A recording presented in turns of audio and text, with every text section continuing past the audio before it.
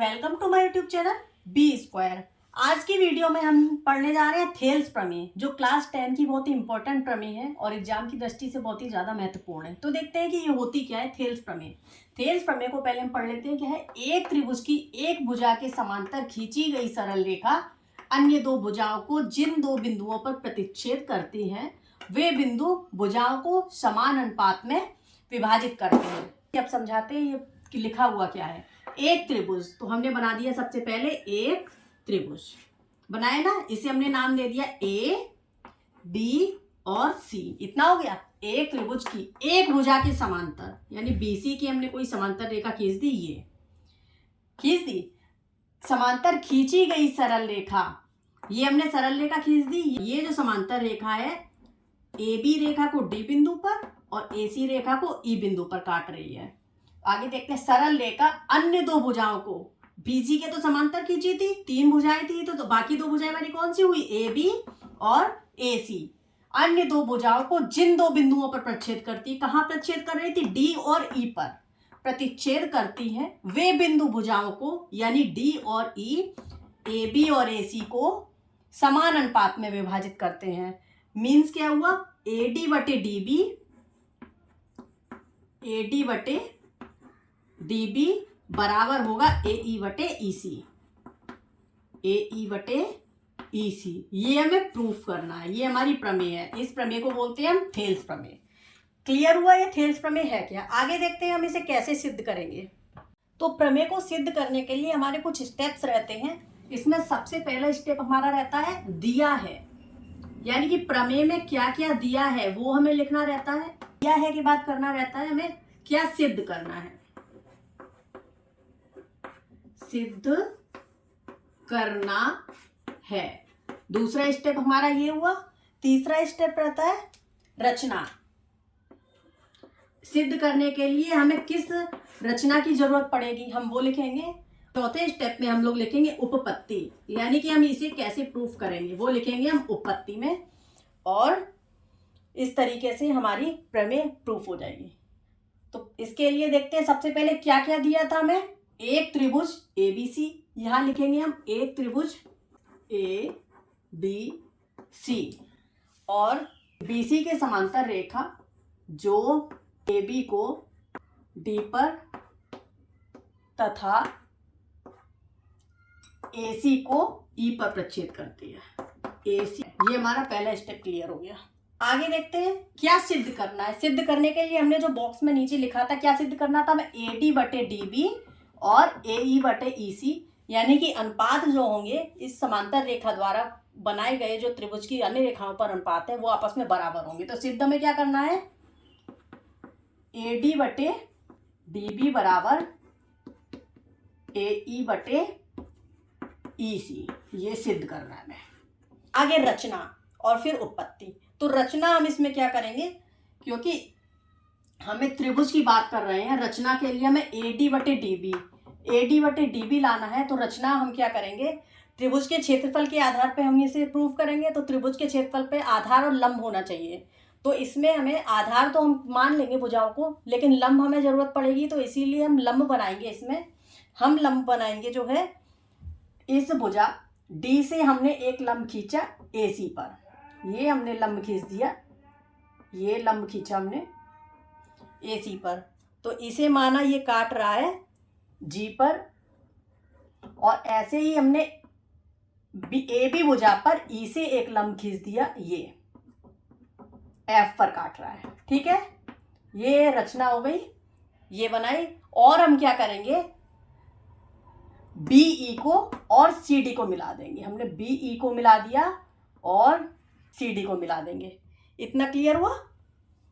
क्या हमने रचना की? ए बी भुजा पर ई एफ लंब खींचा और ए सी भुजा पर डी जी लंब खींचा। इतना क्लियर हुआ? और हमने रचना की बी ई और सी डी। तो इसी को हम लिख दें यहाँ पे। हमने रचना में क्या किया, ये हो गई हमारी रचना।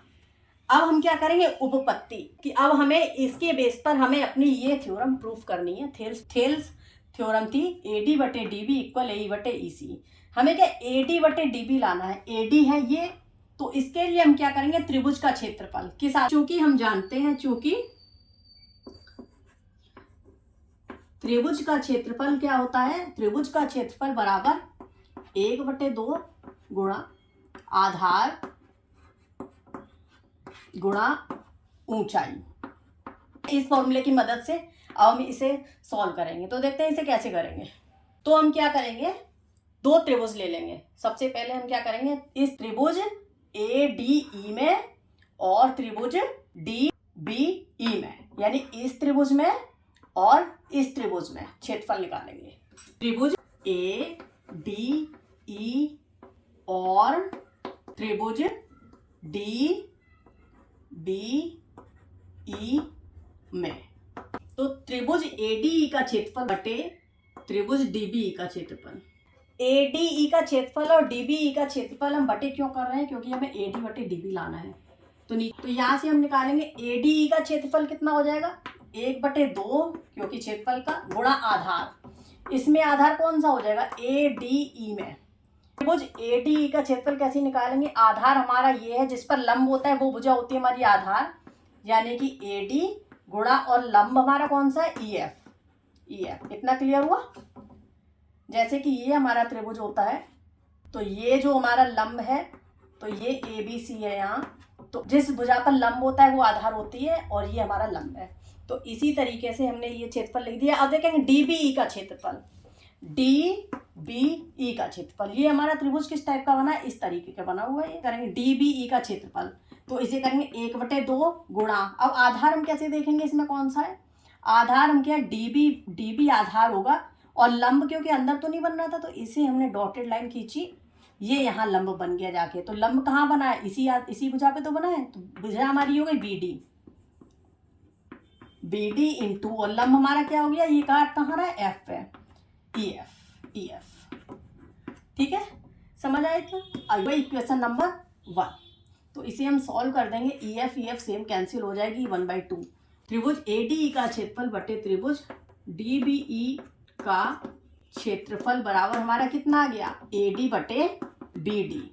ये आ गई हमारी इक्वेशन नंबर 1। इसे यहाँ से आगे देखते हैं हम क्या करेंगे। वाले त्रिभुज को निकालेंगे, AED का क्षेत्रफल और ECD का क्षेत्रफल। AED और त्रिभुज DEC में, ठीक। त्रिभुज AED का क्षेत्रफल बटे त्रिभुज DEC का क्षेत्रफल। तो जैसे हमने ये किया था वैसे ही करेंगे। AED का क्षेत्रफल आधार गुणा ऊंचाई, आधार AE हो जाएगा हमारा, ऊंचाई हो जाएगी DG, यानी कि 1/2 गुणा आधार है AE और ऊंचाई है हमारी DG। क्लियर हुआ ना? इसी तरीके से DEC में आधार हमारा EC हो जाएगा और इसकी ऊंचाई होगी DG। 1/2 गुणा EC इंटू DG, तो 1/2 कैंसिल हो गया, DG कैंसिल हो गया। तो त्रिभुज AED का क्षेत्रफल बटे त्रिभुज DEC का क्षेत्रफल बराबर AE बटे EC। ये हो गई हमारी इक्वेशन नंबर 2। हम लोगों ने पढ़ा हुआ है समांतर रेखाओं के बीच एक ही आधार पर बने दो त्रिभुजों का क्षेत्रफल आपस में बराबर होते हैं। इस आधार पर एक त्रिभुज ये बना है और ये बना है, दोनों त्रिभुजों के क्षेत्रफल आपस में बराबर होंगे। हमें क्वेश्चन में दिया गया था कि ये दोनों रेखाएं आपस में समांतर हैं, तो इस समांतर रेखा पर देखेंगे हम, ये एक त्रिभुज ये बन रहा है DEC, दूसरा त्रिभुज बन रहा है DBE, तो ये दोनों त्रिभुजों का क्षेत्रफल आपस में बराबर होगा, क्योंकि दो समांतर रेखाओं के बीच एक ही आधार पर बने त्रिभुजों का क्षेत्रफल आपस में बराबर होते हैं। इसलिए तरह से 3 बिंदियां लगती हैं, इसलिए क्या हो जाएगा, त्रिभुज DEB का क्षेत्रफल DBE का क्षेत्रफल बराबर हो जाएगा त्रिभुज DEC का क्षेत्रफल। ठीक है, ये आ गई हमारी इक्वेशन नंबर 3। अब हमने 3 इक्वेशन बना ली है, इन तीनों इक्वेशन के बेस पर प्रूफ कर देंगे। हम इक्वेशन नंबर 1 हमारी क्या थी, त्रिभुज ADE का क्षेत्रफल बटे त्रिभुज DBE का क्षेत्रफल, D बराबर AD बटे कितना है BD, AD बटे बी डी। चूंकि डी बी का क्षेत्रफल डी सी के क्षेत्रफल के बराबर है, तो हमने इसकी जगह लिख सकते हैं त्रिभुज ए डी का क्षेत्रफल बटे त्रिभुज डी बी की जगह क्या लिखते हैं, डी सी ई। डी सी ई का क्षेत्रफल बराबर हमारा किसके है, ए डी बटे बी डी। लिख देंगे समीकरण 1 व 3 से। ठीक है, आगे देखेंगे ए डी का क्षेत्रफल और ए डी ई या ए ई डी और डी ई सी का क्षेत्रफल, ये आपस में किसके बराबर है, ए ई बटे ई सी। तो इसकी जगह हमने रख दिया ए ई बटे ई सी बराबर किसकी हो गया, ए डी बटे बी डी या डी बी। ये हो गया हमारा प्रूफ जो हमें करना था। इस तरीके से ये हमारा प्रूफ हो गया। ये हम समीकरण किससे आ गया, समीकरण 1, 2 व 3 से। ठीक है, ये हमारा प्रूफ हो गया। यहाँ इस तरीके से हमारा सिद्ध हो चुका है, हैंस प्रूफ। ठीक, अभी हम इस थेल्स प्रमेय का विलोम भी देखेंगे नेक्स्ट वीडियो में। अगर आपको वीडियो अच्छी लगी हो तो चैनल को लाइक करिए, सब्सक्राइब करिए और शेयर करिए। Thanks for watching my video.